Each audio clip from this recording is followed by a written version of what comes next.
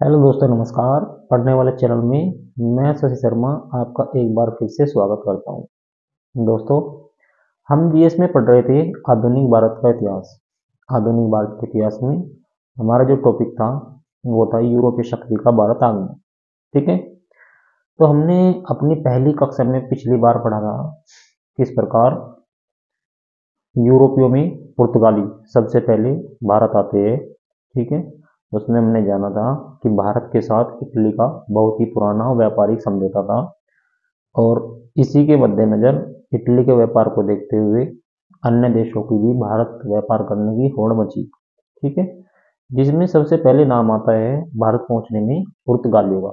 ठीक है दोस्तों, तो पुर्तगालियों ने किस प्रकार भारत में प्रवेश किया उसके बारे में हमने पहली कक्षा में पढ़ा था। ठीक है, आज की कक्षा हमारे लिए सबसे महत्वपूर्ण इसलिए होने वाली है क्योंकि आज हम ना पुर्तगालियों का मतलब साम्राज्य विस्तारीकरण पढ़ेंगे। ठीक है, मेन जो मोटिव था, मेन मकसद जो था सभी यूरोपीय शक्तियों का, जिसमें सबसे पहले पुर्तगीज, डच, स्पेनिश, फ्रांसीसी और बाद में सबसे ब्रिटिश आई। ठीक है, सबका जो मेन उद्देश्य था, मुख्य उद्देश्य जो था उनका, वो था भारत से व्यापार करना।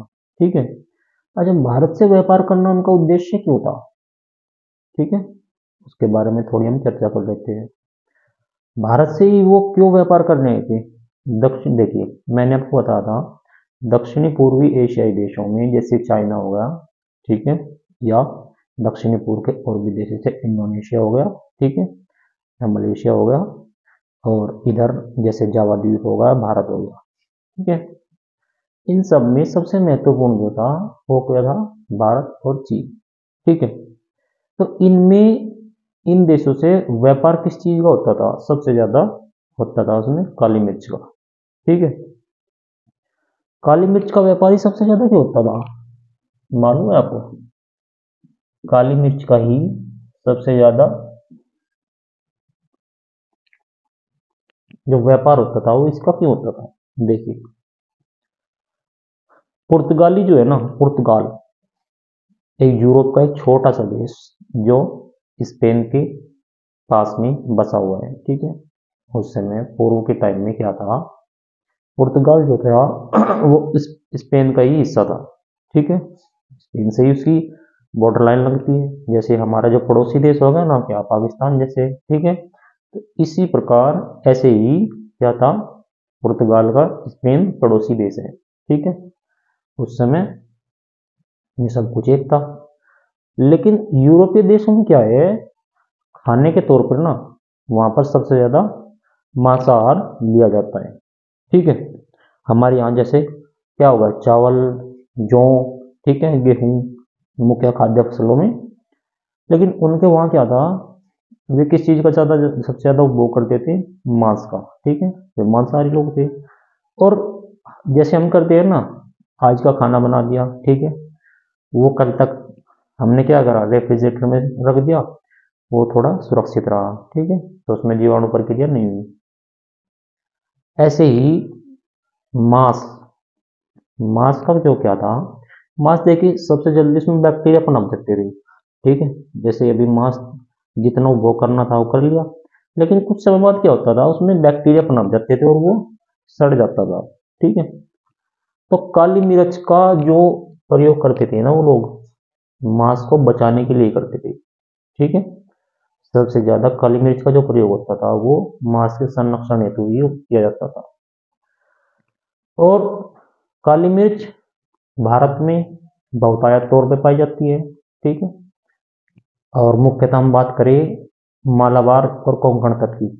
ठीक है, मालाबार तट की और कोंकण में सबसे ज्यादा काली मिर्च का उत्पादन होता है। ठीक है, ऐसे ही चाइना में, ठीक है, या और दक्षिण पूर्वी एशियाई जो देश है उसमें, लेकिन बहुतायत तौर पे भारत से होता है। और इसलिए पुर्तगाली जो आए थे, उन्होंने जैसे व्यापार करना स्टार्ट किया, उन्हें पता चला कि यहाँ पर तो काली मिर्च बहुत ज्यादा है। ठीक है, तो उन्होंने अपने वो जो यहाँ से काली मिर्च को अपने देश ले गए। ठीक है, वहां जाकर उन्होंने बाजार में जो उसे बेचा तो उन्हें पता लगा, ठीक है, कि इसकी जो बहुतायत तौर पर मात्रा जो है वो हमें भारत से मिलने वाली है, ठीक है। और जबकि उस समय क्या था, मांस का संरक्षण करने के लिए इसका उपयोग करते थे, तो इसीलिए इसका निर्यात बहुत ज़्यादा हो गया। कहाँ से? भारत से। तो एक समय ऐसा आया, पुर्तगाल का जो सम्राट था ना, जो वहाँ का राजा था, काली मिर्च का जो व्यापार था उसने वो अपने अंडर ले लिया, ठीक है, कि अधिकतर जो, वैसे तो व्यापार हर चीज़ का होता था, जैसे भारत से क्या क्या चली जाती थी, काली मिर्च थी, अदरक थी, और जैसे काली मिर्च, अदरक, हल्दी, ठीक है, नील, बहुत सारी ऐसी चीजें थी जो भारत से ले जाई जाती थी, ठीक है। एक एक टाफ्टा होता है, एक प्रकार का एक कपड़ा होता है टाफ्टा, ये क्या था, एक प्रकार का कपड़ा था जो पश्चिम उत्तर भारत में सबसे ज्यादा उत्पादन किया जाता है, ये वहां से निर्यात किया जाता था, ठीक है। तो चलिए हम बात कर रहे थे भारत में पुर्तगाली साम्राज्य के विस्तार की, ठीक है। चलिए आइए पढ़ते हैं।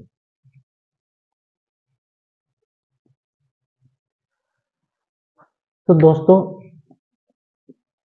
अब तक पुर्तगाली आए, भारत की यात्रा की, जैसे वास्को डी गामा था, ठीक है। उसके बाद जैसे जैसे व्यापार बढ़ता गया, पुर्तगालियों ने महसूस किया कि भारत में अपना एक उपनिवेश स्थापित किया जाए, ठीक है।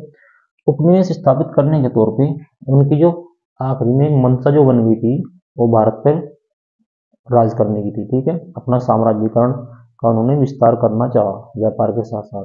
उन्हें लगता था कि भाई, अगर तुम ही पूरे मतलब भारतवर्ष के अगर उन्हें आपके हाथ में आ जाए तो व्यापार करना भी सबसे सरल हो जाएगा और ये सब कुछ आपका हो ही जाएगा। तो इसमें क्या हुआ, 1505 में 1505 में पुर्तगाल के सम्राट ने अपना एक गवर्नर भारत में भेजा। गवर्नर कौन था? अल्फांसो, सॉरी, पहला जो गवर्नर था वो कौन आया? Francisco Francisco de Almeida. Francisco de Almeida, ठीक है। पुर्तगाल के जो सम्राट ने सबसे पहला governor Francisco de Almeida Bharat में गवर्नर बना के भेजा। और गवर्नर जो था इनका, गवर्नर की जो वहां पर कार्यकाल होता था वो 3 साल का होता था, ठीक है। 3 साल का उसका कार्यकाल होता था, लेकिन बाद के वर्षों में वो गवर्नर जो था अपने, जो उसकी एक परिषद होती थी, ठीक है, उसके सचिव के साथ मिलकर कार्य करता रहता था। ऐसे ही बहुत सारी गवर्नर आते रहे, फिर बाद में इनका क्या था, ये बदलते रहे, आते रहे। तो ये सबसे पहला था फ्रांसिस्को डी अल्मीडा। सम्राट ने इसको सबसे महत्वपूर्ण कार्य जो सौंपा था, आप भारत जाओ, ठीक है, वहां पर पुर्तगाल के साम्राज्य का सुदृढ़ीकरण करो, यानी कि पुर्तगाल का जो साम्राज्य है उसकी आप नींव रखो और अपना जो प्रशासन है ना उसको मजबूती के तौर पे चलाओ। ये इसका क्या था, महत्वपूर्ण जिम्मे था, ठीक है। इसी के साथ साथ अब इनकी दुश्मनी किससे थी? अरबों से, मुस्लिम देशों से, क्योंकि जो भारत में व्यापार करने आते थे सबसे पहले कौन थे, मैंने बताया था, अरब देश थे, ठीक है। तो अरब देश जो था वो इनका कट्टर दुश्मन था। तो सम्राट ने क्या किया कि आप भारत में जाके अपना प्रशासन जमाओ, लेकिन उसी के साथ साथ आप अदन अदन की, ये क्या है, खाड़ी, अदन की खाड़ी होगी, एक हॉर्मुज होगा, हॉर्मुज या इसको ऑर्मुज भी बोल देते हैं, हॉर्मुज या हॉर्मुज। और एक था मलक्का की जल संधि। इसको बोला गया कि आप जाओ इन तीनों को जब्त करो, ठीक है। इन तीनों को जब्त करके क्या होगा, मुस्लिम जो व्यापार था वो नष्ट हो जाएगा। कारण, अधिकांश मुस्लिम देश जो थे वो व्यापार जो करते थे वो इन तीनों रास्ते से करते थे, ठीक है। वो कैसे होता था, देखिए, जैसे यहाँ पर एक, जैसे ही भारत हो गया, ठीक है, एशिया में भारत हो गया ये, ठीक है ना। इससे आगे क्या होगा, इधर जैसे ये ईरान हो गया, ठीक है, यहाँ पर क्या हो गया, ईरान हो गया, और यहाँ पर जो है ये सऊदी अरब हो गया, ठीक है। ये क्या हो गया, सऊदी अरब। सऊदी अरब के दोनों तरफ क्या था, समुद्र था, ठीक है। एक तो ये लाल सागर का एरिया था, ठीक है, एक तो ये लाल सागर का एरिया था, और एक जो था ना, ये थी अदन की खाड़ी यहाँ पर, ठीक है। ये क्या थी, अदन की खाड़ी। कहाँ पर थी वो, सॉरी वो इधर थी, लाल सागर की तरफ, अदन की खाड़ी, ठीक है, यहाँ पर थी। और एक इधर जो पड़ता था ना, ईरान और क्या था, ईरान और ओमान, यहाँ पर एक देश ओमान पड़ता है, ओमान, और ये ईरान हो गया, ठीक है। तो यहाँ पर ये इस साइड में छोटा सा क्या था, ये हॉर्मुज की खाड़ी, हॉर्मुज या हॉर्मुज बोलता था ये, ठीक है। ये क्या था, हॉर्मुज की खाड़ी। तो ये खुला रास्ता था, जैसे क्या था, लाल सागर हो गया, तो जो ये आते थे समुद्र में, इनका व्यापार होता था समुद्री रास्ते से ही, और जहाजों के द्वारा इधर से ले जाया जाता था, ठीक है।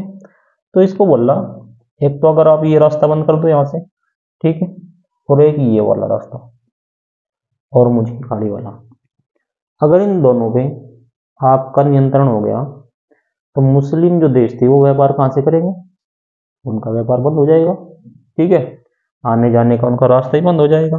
तो इस चीज को आप नियंत्रण में लो। दूसरा एक और था, देखिए थोड़ा यहाँ पर ना दक्षिणी पूर्वी एशिया की तरफ ये पड़ता है मलेशिया, आधा इस तरफ होता है, आधा इस तरफ है मलेशिया, ठीक है। अब इसके बराबर में जो है ये होता है सुमात्रा, ठीक है। ये क्या था, सुमात्रा द्वीप, सुमात्रा और ये मलेशिया। तो इसके जो मध्य जो है ना, ये बोलता था मलक्का, ये क्या था, मलक्का की जल संधि, जल संधि आपने पढ़ा होगा, जल संधि क्या होता है, यानी कि जल संधि, जलों को जोड़ने वाला, या इसको एक और बोलते हैं जल डमरू मध्य। अच्छा, कभी आपने ध्यान दिया जल संधि को जल डमरू मध्य क्यों बोला जाता है भाई, जल, इसका जो है ना अर्थ वो इसी में छिपा है। अगर मैं इसको संधि विच्छेद करूं, जल प्लस डमरू प्लस मध्य,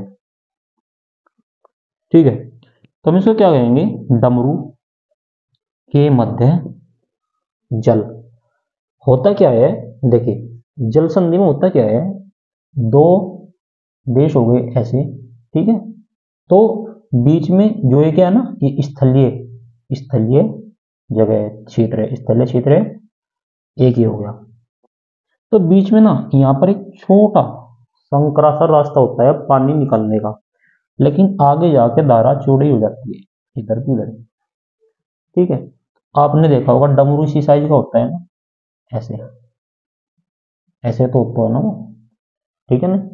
तो इसलिए से ये नाम दिया गया कि डमरू, जल डमरू मध्य, यानी कि डमरू के मध्य जल, ठीक है। तो जो भी देश होता था ना, जैसे एक यहाँ पर देश होगा, कोई इधर होगा, या जिसका इस पे नियंत्रण है ना, ठीक है, तो वो अपनी यहाँ पर चौकसी बढ़ा देता था, क्योंकि ताकि दूसरा देश यहाँ से व्यापार ना कर सके, और भाई ये मेरा रास्ता है, कोई इसका गलत फायदा ना उठा सके, ठीक है। तो यहाँ पर इनकी चौकियां, पहले क्या होता था, चौकियां बनाई जाती थी यहाँ पर, ठीक है, इन पर चौकियां बनाई जाती थी, तो ये होता था। तो ये थी यहाँ पर मलक्का जल संधि। तो सबसे पहले फ्रांसिस्को डी अल्मीडा आया, उसने यही काम किया, मलक्का जल संधि, अदन की खाड़ी और हॉर्मुज की खाड़ी पर उसने कब्जा कर लिया, ठीक है। उसको जब्त कर लिया, तो क्या हुआ, इनका व्यापार बर्बाद हो गया मुस्लिम देशों का। अब क्योंकि इसको देख, हम देख मिस्र को आया गुस्सा। भाई मिस्र बोला तुमने हमारा व्यापार बर्बाद कर दिया। हालांकि मिस्र इतना व्यापार नहीं करता था, वो क्या था, वो एक मध्यस्थता की भूमिका निभाता था। क्या करता था? मध्यस्थ, यानी कि जैसे कोई सामान कहाँ जा रहा है, अरब जा रहा है, ठीक है, या क्योंकि मिस्र जो है ना, यहाँ पर मिस्र हो गया, ठीक है, और इधर क्या होगा, यहाँ पर ये अरब हो गया। तो मिस्र यहाँ पड़ता था, और ये लाल सागर जो था ना, इसके क्षेत्र जो था इधर से होकर जाता था, जो भी माल जाता था। अरब तो अपना कर लेता था, लेकिन मिस्र क्या करता था, मैंने पिछली क्लास में पढ़ा था आपको, ये मध्यस्थता की भूमिका निभाता है कि यहाँ अलेक्जेंड्रिया था, यहाँ पर माल ला जाता था और वो इटली भेज जाता था, ठीक है। तो भाई जब पुर्तगालियों ने यहाँ पर क्या था, अदन की खाड़ी वाला रास्ता बंद कर दिया लाल सागर की तरफ, तो मिस्र ने अपनी चौकसी बढ़ा दी इसमें, ठीक है, कि मैं भी इसमें वही पूरी वो करूंगा। तो मिस्र ने अपनी चौकसी बढ़ा दी।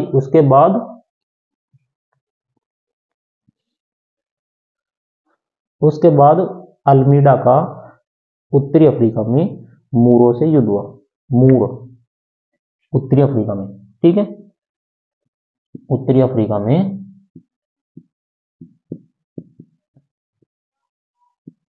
मूरों से युद्ध करना पड़ा। किसको? फ्रांसिस्को डी अल्मीडा से। मूर, अच्छा मूर कौन थे? देखो, मूर जो है ना, मूर एक मुस्लिम बहुल प्रजाति थी जो कि अरब देश में पाई जाती है, ठीक है। 711 से 719 ईस्वी में क्या होता है, मूर जो कि एक बहुत ही बर्बर प्रजाति के होते थे, ठीक है, देखने भी मतलब इनका जो रहन सहन और मतलब ये बहुत ही कट्टरवादी थे, ठीक है, जैसा इतिहास में लिखा हुआ है। तो मूर क्या है, मूर अरब की बर्बर प्रजाति थी जिन्होंने 711 ईस्वी में, उस टाइम पे क्या था, देखो, इस्लाम धर्म को स्थापित हुए भी एक सदी ही तब तक बीती थी, ठीक है। तो मूर उस टाइम पे मुसलमान मुस्लिम जो देश थे वो क्या कर रहे थे, अपना राज्य प्रसार कर रहे थे, ठीक है। तो मूर भी उनमें से क्या थे, एक थे। तो मूरों ने क्या किया, वे कब्जा करते करते पहुंच गए इरेबिया, इबेरिया, ये एक प्रायद्वीप था, ठीक है। और इबेरिया की एक दक्षिणी क्षेत्र जो है, ये बोलता था उस समय अल अल अंडालस, ठीक है, ये क्या बोला जाता है, अल अंडालस। और ये क्या था, इबेरिया प्रायद्वीप, ठीक है। इसके दक्षिणी क्षेत्र अल अंडालस पर इन्होंने कब्जा कर लिया। किसने? मूरों ने, ठीक है, यहां पर बैठ गए आगे। लेकिन मूर जो थे ना, देखो, इनकी जो नक्काशी थी, जो इनके अंदर जो कला थी ना, वो एक अजीबोगरीब थी। भाई इनकी द्वारा निर्मित नक्काशी या इमारतें, ठीक है, जो भी ये चीजें बनाते थे ना, या इन्होंने मस्जिदें बनाई, तो वो एक अपने आप में अलग ही महत्व रखता था, और वो सबसे अलग होती थी। बहुत ही अच्छी तरह ये उसको बनाते थे, इनकी बनाई हुई कलाकृतियाँ, ठीक है, आज भी प्रसिद्ध है। और यूरोपीय जो ईसाई है, ठीक है, वे उसको आज भी अपना रहे हैं। तो ये यहाँ पर क्या हुआ, इन्होंने नियंत्रण कर अपना कब्जा कर लिया, यहाँ पर ये रहने लगे। ऐसे होते होते यूरोपीय जो ईसाई थे, ये क्या थे, मुस्लिम थे। अब ये तो यूरोपीय ईसाई देश थे ऊपर तो सारे, उन्होंने इससे इनको कब्जा मुक्त कराने की एक मुहिम छेड़ी, ठीक है। इनका उनके साथ युद्ध हुआ। अंततः सन 1609 तक वैसे ही अपना यहाँ पर कब्जा बनाए रखा इन्होंने दक्षिणी छोर पर, अल अंडालस। 1609 में क्या होता है, राजा जो फिलिप थे वहां पर, फिलिप प्रत्यय इन्होंने अंततः इनको बाहर निकाल दिया, पूरे इबेरियाई प्रदेश से इन्होंने इनको बाहर निकाल दिया। और मूर जो है, इबेरिया तो इनका मूल स्थान हो गया था, लेकिन ये इसके अलावा इंडोनेशिया, श्रीलंका, ठीक है, और कुछ कुछ ये दक्षिणी भारत में भी आज भी है, ठीक है। तो यहाँ पर या एक हो गया उत्तरी अफ्रीका, ठीक है, तो यहाँ पर इनका क्या है, आज भी निवास स्थान है। तो ये इबेरिया से इनको निकाल पाएगा इनको, ठीक है। जब इनको निकाल दिया, आज के टाइम में इबेरिया ही आपका स्पेन कहलाता है। आधुनिक स्पेन आज का ही इबेरिया है, ठीक है। या मतलब जो पहले इबेरिया था वो अब स्पेन है। और जो ये है ना, ये छोटा सा, ये है क्या, पुर्तगाल। यहाँ पर ये पुर्तगाल है, जो इसका बिल्कुल ये लगा हुआ छोर है, छोटा सा देश पुर्तगाल का, ठीक है भाई। तो ये तो था फ्रांसिस्को डी अल्मीडा। अच्छा, अब ये सबसे जो महत्वपूर्ण उपलब्धि थी इसकी, तीनों जो जल संधियां थी या खाड़ी थी, इनको जब्त करना, जीतना, और पुर्तगाली जो व्यापार था उसको संवेदनशील बनाना, उसको सुदृढ़ीकरण करना, और प्रशासनिक तरीके से वहां पर पुर्तगालियों को सहायता प्रदान करना, ठीक है। तो अब होता क्या है,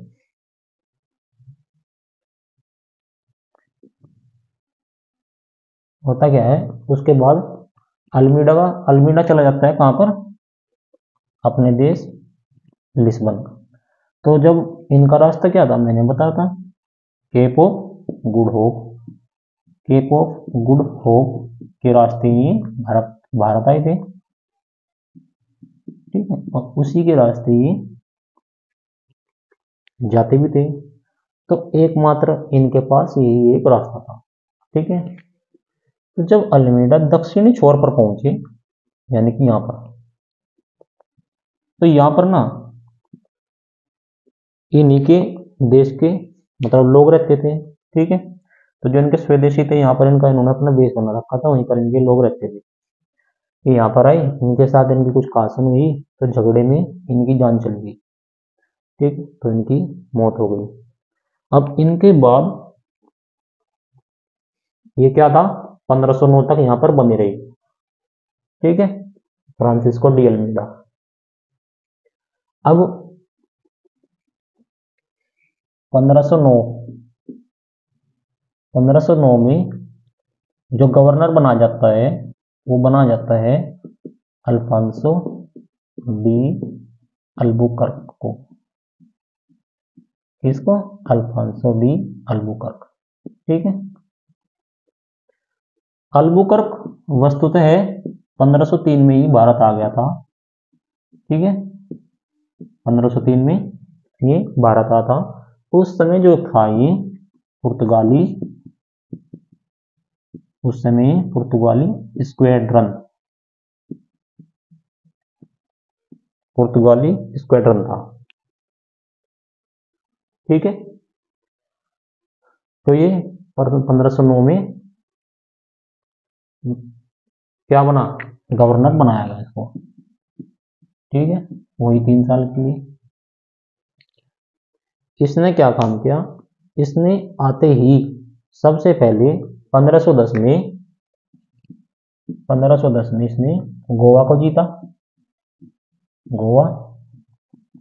जीता, क्योंकि उस समय ना पुर्तगालियों का जो प्रशासनिक केंद्र था वो क्या था, कोचीन, ठीक है। ये कोचीन से ही अपना काम चलाते थे, मतलब जो इनका कार्यभार होता था, प्रशासनिक केंद्र वही था, राजधानी थी इनकी, वहीं से अपना काम करते थे, कोचीन से।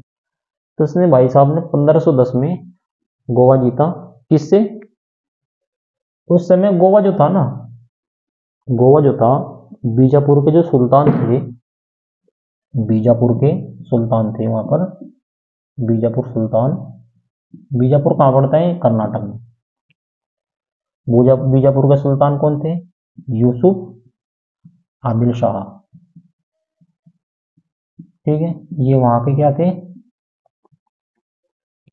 सुल्तान थे, इसने इनसे गोवा को छीन लिया। ठीक है,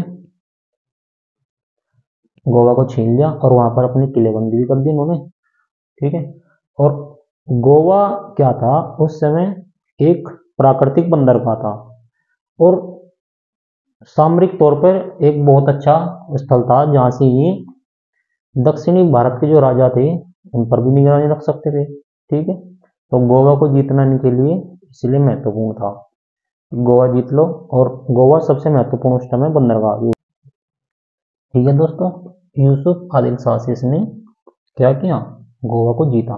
ठीक है, अब ये जो था ना अल्फांसो डी अल्बुकर्क 1509 में बैठा और 1515 ईस्वी तक इसने क्या किया, पुर्तगाली साम्राज्य का विस्तार किया। ठीक है, अल्बुकर्क की नीति में सम्मिलित एक सबसे महत्वपूर्ण जो नीति थी इसकी,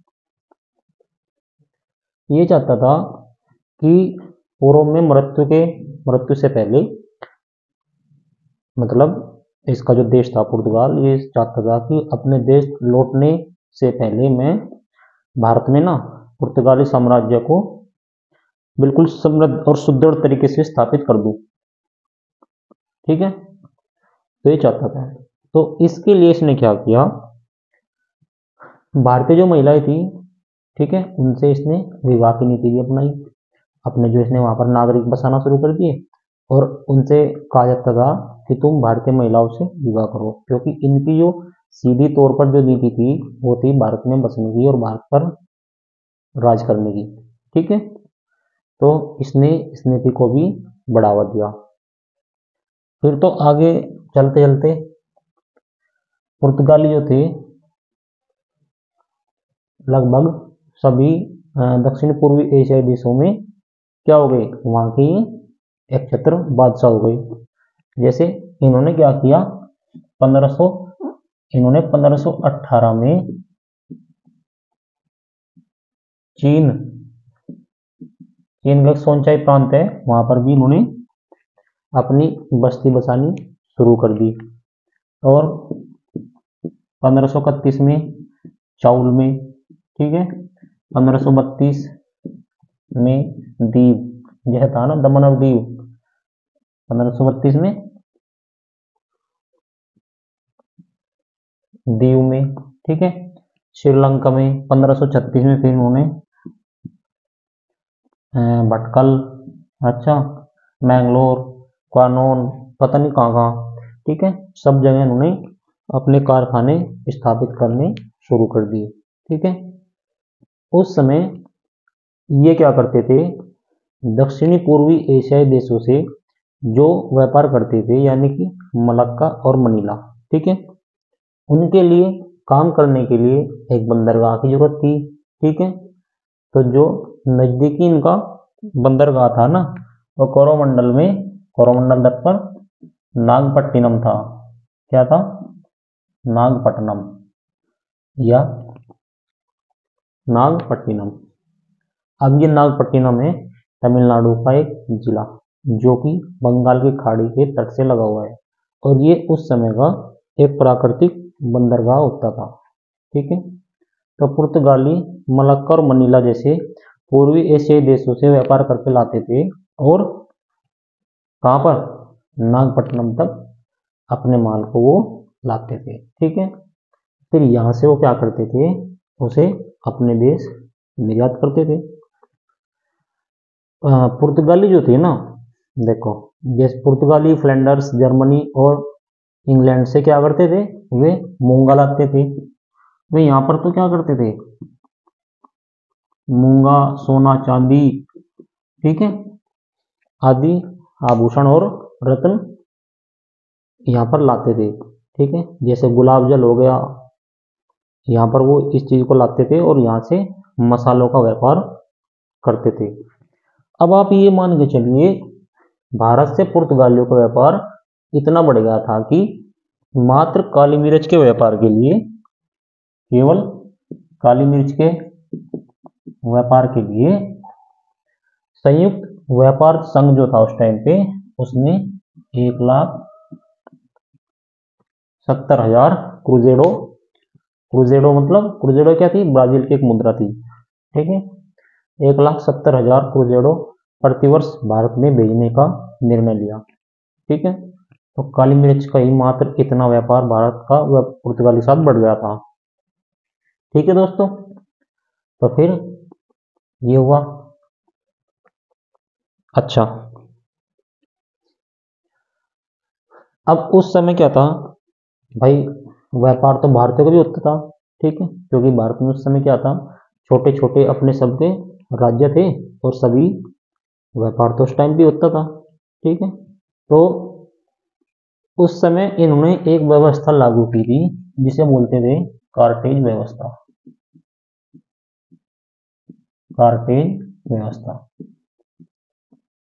ये सबसे महत्वपूर्ण है और पूछ लिया जाता है कि कार्टेज व्यवस्था किसने लागू की, तो ये पुर्तगाल ने लागू की थी। और ये क्या थी, देखिए कार्टेज व्यवस्था के अंतर्गत होता क्या था, जो भारतीय जहाज होते थे ना, भारतीय जहाज के जो कैप्टन होते थे उन्हें गोवा के जो गवर्नर होते थे उनसे लाइसेंस लेना पड़ता था, खुद अपने भारतीय जहाज, ठीक है, हमारे ही देश के जो जहाज थे उन्हें पुर्तगाल से गोवा में लाइसेंस लेना पड़ता था व्यापार करने के लिए। अगर उनके पास लाइसेंस होता था तो जहाज को जाने देते थे, अन्यथा पुर्तगाली क्या करते थे, वो भारतीय जहाजों को लूट लेते थे, ठीक है, भारतीय जहाजों को लूट लेते थे। मतलब उस समय पुर्तगालियों का भारत से व्यापार करने की जो इच्छा थी ना चरमोत्कर्ष पर इस कदर पहुंच गई थी कि कभी कभार व्यापार और लूटपाट करने में अंतर करना भी मुश्किल हो जाता था, ठीक है। तो इस व्यवस्था के अंतर्गत क्या था, उन्हें राहत मिल जाती थी और एक लाइसेंस के तौर पर भारतीय जहाज थे वो अपना व्यापार कर लेते थे, ठीक है। चलिए अब देखें, अब इनके बाद 1529 में आते हैं नीनो दा कुन्हा। नीनो दा कुन्हा अगले गवर्नर, ठीक है, नीनो दा कुन्हा। इन्होंने क्या काम किया, आते ही एक साल तक तो वैसे सब नॉर्मल चलता रहा, लेकिन इन्होंने महसूस किया और अपनी राजधानी को कोचीन की बजाय कहां पर ले गए, गोवा, ठीक है। ये राजधानी को कोचीन से उठाकर कहां ले गए, गोवा, ठीक है भाई। तो वहां से इन्होंने अपना प्रशासन शुरू कर दिया। उसी समय क्या था, गुजरात के एक, गुजरात का जो बादशाह था, गुजरात का जो राजा था वो कौन था, बहादुर शाह, ठीक है। गुजरात का जो राजा था बहादुर शाह था। अच्छा, इसमें ना आप एक लाइन और लिख लेना, 1536 ईस्वी में, 1536 ईस्वी में बंगाल का जो बादशाह था, बंगाल का जो राजा था उस समय, नाम था महमूद शाह। इसने पुर्तगालियों को चटगांव और सतगांव, दो गांव थे, चटगांव और सतगांव, इसमें फैक्ट्रियां खोलने के लिए अनुमति दे दी थी पुर्तगालियों को, ठीक है। फिर ऐसे ही देख खंबे किसने, अकबर ने हुगली में, और शाहजहां ने कहा, बुंदेल में, बुंदेलखंड का जो क्षेत्र था उसमें पुर्तगालियों को कारखाना खोलने की अनुमति प्रदान कर दी थी, ठीक है। तो आप इसको भी लिख लेना। अच्छा, तो नीनो दा कुन्हा अब आते हैं, और जो गुजरात का जो राजा था बहादुर शाह, ठीक है, वो क्या था, वो हुमायूं के हमले से बहुत परेशान था, ठीक है। तो बहादुर शाह ने क्या किया था, 1534 में पुर्तगालियों से सेना सहायता की मांग की कि भाई मुझे हुमायूं से युद्ध करना है, ठीक है। और बदले में इसने उनको क्या किया, बेसिन में व्यापार खोलने की अनुमति प्रदान कर दी। बेसिन जो क्षेत्र था, ठीक है। और इसने उनसे वचन किया कि मैं आपको दीव का जो द्वीप है, दीव पर जो बेस है उस पर भी आपको फैक्ट्री स्थापित करने की अनुमति दे दूंगा, ठीक है। तो फिर होता क्या है, उन्होंने इसकी मांग मांग ली, युद्ध हुआ। फिर भी 1536 में हुमायूं ने गुजरात छोड़ दिया, ठीक है। तो गुजरात पे वो आक्रमण करने वाला था, उसने गुजरात छोड़ दिया और वहां से चला गया। अब उसके बाद क्या था, पुर्तगाली जो अधिकारी थे, पुर्तगाली जो नागरिक थे, अब वो तो गुजरात में बस गए थे, ठीक है। तो गुजरातियों ने उनसे विरोध करना शुरू कर दिया कि यहाँ से बाहर निकलो। राजा बहुत परेशान हुआ क्योंकि जनता बहुत काफी त्रस्ती उनसे, उन्हें लेकर। बहादुर शाह ने क्या किया कि मैं आपके जो क्षेत्र है, आपका जो सीमा है, मैं उसमें एक दीवार खड़ी करना चाहता हूँ, ठीक है। दीवार खड़ी करने का मतलब केवल ये था कि भाई आप ना केवल यहीं तक अपना प्रशासन चलाओ, ठीक है, आपका क्षेत्र यहीं तक होगा। लेकिन नीनो द कुन्ना ने स्पष्ट तौर पर मना कर दिया और फलस्वरूप बहादुर शाह को एक पुर्तगाली जहाज में बुलाया और बातचीत करने के बहाने, लेकिन कोई हल न निकल सका और इसलिए बहादुर शाह को समुद्र में डुबो दिया और इसको जान से मार दिया, ठीक है। बहादुर शाह की मृत्यु हो गई। अब क्या हुआ, वहां पर भी पुर्तगाली साम्राज्य स्थापित हो गया, ठीक है। ये तो थी बहादुर शाह तक की इनकी कहानी। अब चलते हैं अकबर के साथ।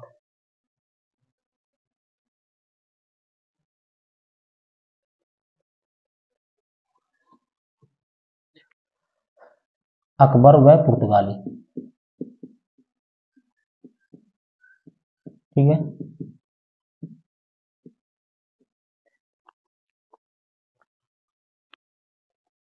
अकबर की भी पुर्तगालियों के साथ क्या थी, अपनी एक मंशा थी उनसे सहायता प्राप्त करने की। और पुर्तगालियों को लगा कि अकबर जो है हमारे विषयों और धार्मिक शास्त्रों में गहरी रुचि ले रहा है और इसलिए वह क्या है, ईसाई बनना चाहता है।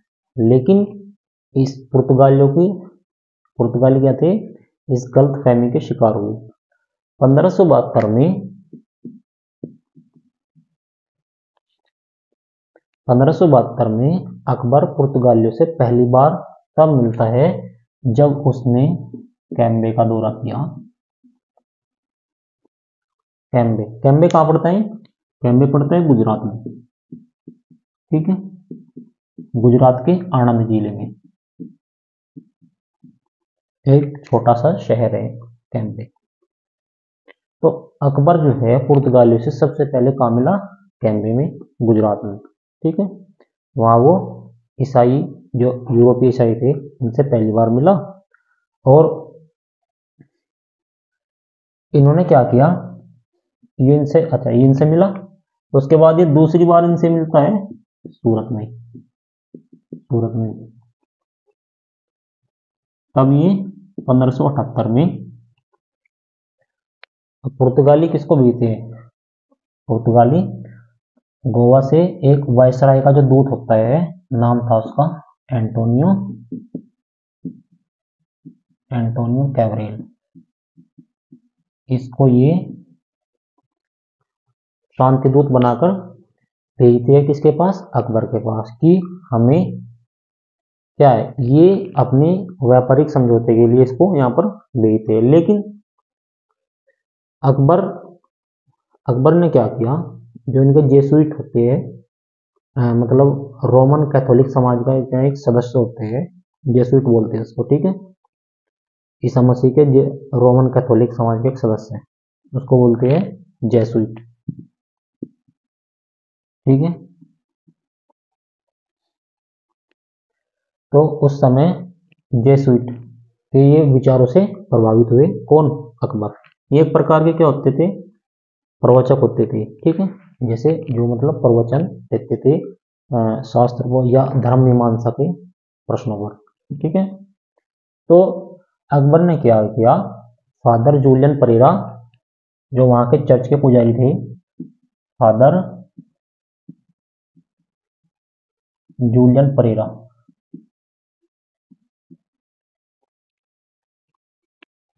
इनसे इसने धार्मिक शास्त्र की शिक्षा ली, धर्म और मीमांसा के विषय पर इसकी बहुत गहरी रुचि जगी अकबर की, और इसकी जो भी शंकाएं थी वो इनसे प्राप्त की। उसके बाद एंटोनियो कैब्रल आते हैं अकबर के पास। अकबर कहता है अगर आप मेरे इन सभी सवालों का जवाब दो तो मैं आपकी सभी शांति शर्त मंजूर कर लूंगा। अकबर ने इससे सवाल किए लेकिन एंटोनियो कैब्रल कोई जवाब नहीं दे पाया, तो उससे वो संतुष्ट नहीं हुआ। फिर उसने क्या किया, अकबर ने 1579 में गोवा के जो अधिकारी है, गोवा के जो अधिकारी थे उनके पास एक लेटर भेजता है, चिट्ठी भेजता है कि आप कैसे भी दो धर्म मीमांसकों को बुलाइए, मुझे उनसे थोड़ी धार्मिक शिक्षा लेनी है। ठीक है। अब क्या हुआ, पुर्तगाली जो थे, जो उनके अधिकारी थे, बहुत ही उत्सुक हुए। उन्हें लगा कि इससे और अच्छा अवसर तो हो नहीं सकता। 1580 में दो धर्म उपदेशक को कहाँ भेजा गया, फतेहपुर सीकरी, यानी कि अकबर की जो राजधानी थी, अकबर तो वहीं से राज करते थे। ठीक है, फतेहपुर सीकरी उनको भेजा गया। ठीक है भाई। और वे 1583 तक फतेहपुर सीकरी में रहे और अकबर को उन्होंने धर्म मीमांसा की क्या किया, दीक्षा दी। ठीक है। अब पुर्तगाली सोच रहे थे कि अच्छी बात है, फिर अकबर था क्या मुसलमान और ये ईसाई धर्म में परिवर्तित होने जा रहा है, तो उन्होंने अपना भरसक प्रयास किया अकबर को रिझाने का। ठीक है। अकबर के साथ में इसका पुत्र सलीम, जो बाद में जहांगीर हुआ, दोनों को इन्होंने दीक्षा दी। उसके बाद अकबर ने फिर एक तो उपदेशक का गुट जो था, ये आया इनका समूह सदस्य, फिर इसने क्या किया, 1590 में फिर बुलाया। ठीक है। अगला जो इनका प्रवचक थे वो 1591 में आई। ठीक है, 3 बार। अब पुर्तगाली सोचने लगे कि जरूर कुछ ना कुछ तो इसमें गड़बड़ है, क्योंकि अकबर के तो सीधे तौर पर मंशा क्या थी। अब अकबर ने कुछ नहीं देखा और सन 1601 में उसने कोई बहाना नहीं बनाया और डायरेक्ट बोल दिया कि मुझे तो भाई पुर्तगालियों से सैन्य सहायता चाहिए और अपना एक सैन्य सहायता बेड़ा मुझे भिजवाया जाए। तब पुर्तगालियों की नींद खुली और काफी समय से चल रहे इस खेल को वो अब समझ गई थी। ठीक है। पुर्तगाली सोच रहे थे कि अकबर इसलिए रुचि ले रहा है कि ये ईसाई बनना चाहता है, और अकबर इसलिए रुचि ले रहा था कि पुर्तगालियों को रिझा सके और अपना काम उनसे निकलवा सके, इससे पुर्तगालियों से सैन्य सहायता प्राप्त करने का। उधर शहजादा जो सलीम था, ठीक है, यानी कि जहांगीर, वो अपने ही पिता के खिलाफ षड्यंत्र रचने में लगा था। उसने डायरेक्ट पुर्तगालियों से सलाह ली, पुर्तगालियों से सहायता की मांग की कि आप ना एक सैन्य टुकड़ी और कुछ बंदूकें मुझे उधार दो, जिससे मैं अपने पिता को मारकर राजगद्दी अपना सकूं। ठीक है। तो सबका ये खेल चल रहा था। उस दौरान होता क्या है, सलीम अकबर को मार तो नहीं पाया, क्योंकि अकबर की मृत्यु लंबी बीमारी के कारण हुई थी, उनको पेचिस की प्रॉब्लम हो गई थी। ठीक है। तो अब सलीम जो है जहांगीर के रूप में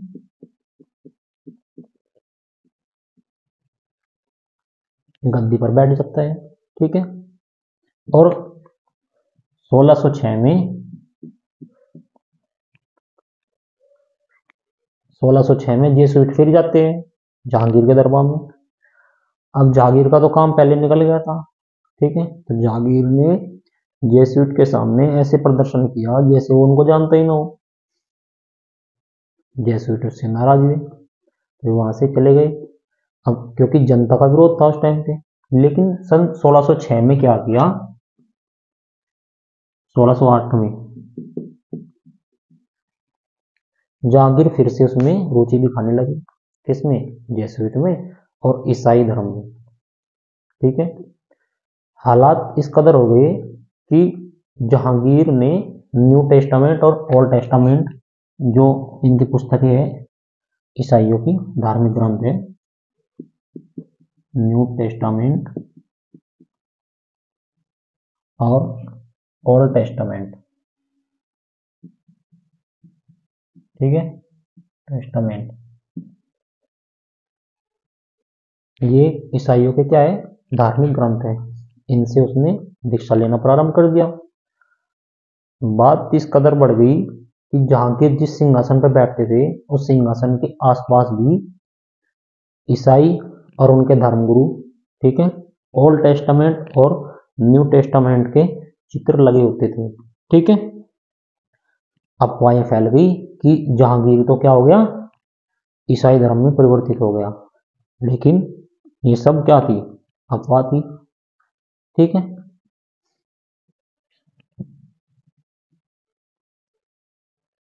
तो ये यहाँ तक चलता है। और 1608 में अब जहांगीर ने पुर्तगालियों को इनके जो वो होता है ना, कैथोलिक समाज में एक रीति रिवाज होते हैं इनके जो त्यौहार थे उसको इनने मनाने की भी अनुमति नहीं दी थी कि आप कुछ भी मना सकते हो।